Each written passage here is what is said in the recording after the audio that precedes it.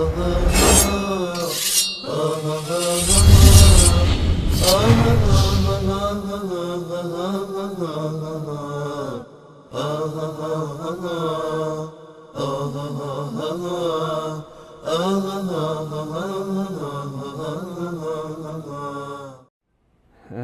مورد برنامه تاجیکستان برادر عزیز و گرامی، ما تقریبا 16 قسمت برنامه رفتیم، در مورد مشکلاتی که در تاجیکستان بود صحبت کردیم و سبب که این برنامه توقف کرد، اولین سببش همکاری نکردن عزیزانی بود که چه در تاجیکستان چه در بیرون تاجیکستان. ما حرفایی که داشتیم گفتیم، اما این ملت تاجیکستان است که باید همت بکنن و در مقابل ظلم و ستم بایستن. ما آنچه که وظیفه ما بود، گرچه میدونیم که مسئولیت بیشتر از این است، اما آنچه که در دست داشتیم انجام دادیم و آنچه که در توان بود گفتیم. این وظیفه عزیزانمون در تاجیکستان است که اگر میخوان که ما برنامه‌ای در این رابطه داشته باشیم با ما همکاری بکنن. در مورد حزب نهضت اگر به یاد داشته باشین، در قسمت‌های 14، 15 و 16 برنامه تاجیکستان در تاواروزا ما مفصل در مورد حزب نهضت صحبت کردیم. خیانت‌های سران حزب نهضت یا ندانمکاریاشون یا عدم آگاهیشون و اینکه در دام حکومت ایران و روسیه افتادن و برای روسیه پایان جنگ در تاجیکستان به نفع رحمانوف و به نفع حکومت دستنشانده روسیه در تاجیکستان اهمیت ویژه‌ای داشت. به خاطر همین از حکومت ایران روسیه خواست که حزب نهضت رو وادار بکنه به صلح با حکومت و الا نیروگاه اتمی بوشهر تأسیس نخواهد شد یا این نیروگاه تکمیل نخواهد شد، چون اینها روسیه و آمریکا و اینا میدن و در مقابل چیزی میخوان. مفت کمک نمیکنن، مفت چیزی به مسلمان ها نمیدن، مفت چیزی در کشورهای اسلامی تأسیس نمیکنن.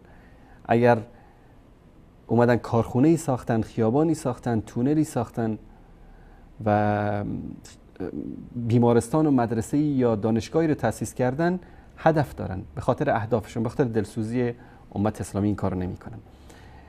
چون سران حزب نهضت در ایران، بعضی از اینها، حالا در مورد استاد سید عبدالله نوری رحمت الله علیه و بعضی دیگر از سران نهضت نمیتونه انسان یعنی 100% حکم بکنه، چون هیچ وقت از زبان اونها کسی نشنیده که بگن شیعه شده بودن، اما متاثر بودن از ایران، چون حکومت منافق ایرانو که میشناسید دیگه. وقتی که اونجا با اینا برخورد میکردن، امکانات بهشون داده بودن، خونه، قصر، دفتر، همه چیز، پول بهشون میدادن.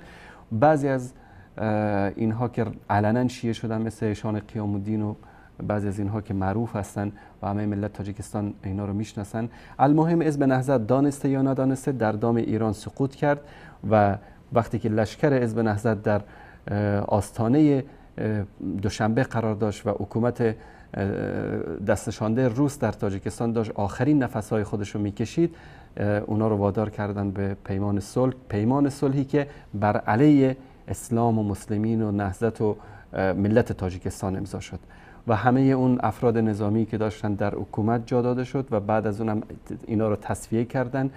سید عبدالله نوری رو زهر دادن، کشتن، بقیه رو همینطور تک تک حذفشون کردن یا کشتن یا زندان کردن یا زهر دادن یا از تاجیکستان فراری دادن. بر صورت ما بخوایم یا نخوایم این یک واقعیت است که حزب نهضت فریب ایران و روسیه رو خورد، دانسته یا ندانسته، و امروز خیلی از سران نهضت در دام حکومت ایران هستن و بعضیشون نمیتونن از این دام خودشون رو نجات بدن به خاطر عذرهای که دارن، به خاطر نقاط ضعفی که در نزد حکومت ایران دارن.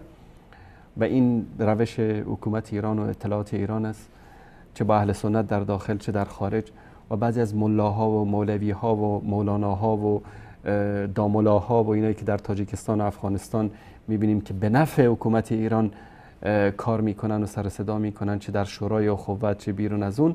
اینا کسایی هستن که نقاط ضعف دارن.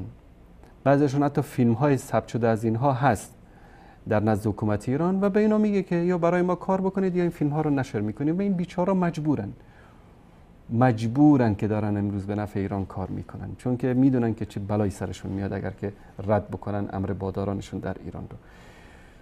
و این واقعیت ها رو ما گفتیم در برنامه مفصل در مورد صحبت کردیم. ما هیچ وقت از به نهضت دفاع نکردیم، ما همیشه از حق و حقیقت دفاع میکنیم. حق برای ما بالاتر و محترمتر از همه است، از محیدین کبیری و نمیدونم سید عبدالله نوری و از همه اینایی که هستن. حق بالاتر از همه این هاست. ما هیچ وقت طرفداری از حزب نهضت، گاهی اوقات شده ما در برنامه ذکر کردیم، اگر ظلمی بر اینها شده ذکر کردیم، اگر ستمی بر اینها شده بیان کردیم. این به این معنی نیست که ما از اینها طرفداری میکنیم. و امروز هم تاجیکستان رو رها کردن در دهن این شخص و خودشون فرار کردن در ترکیه و در آلمان و در کشورهای دیگه دارن عیش و نوش میکنن و فراموش کردن تاجیکستان و ملت. گاهی اوقات هم توی تلویزیون‌ها و از روزنامه‌ها ظاهر میشن که داره در تاجیکستان ظلم میشه بر ما. خداوند هدایتشون بده.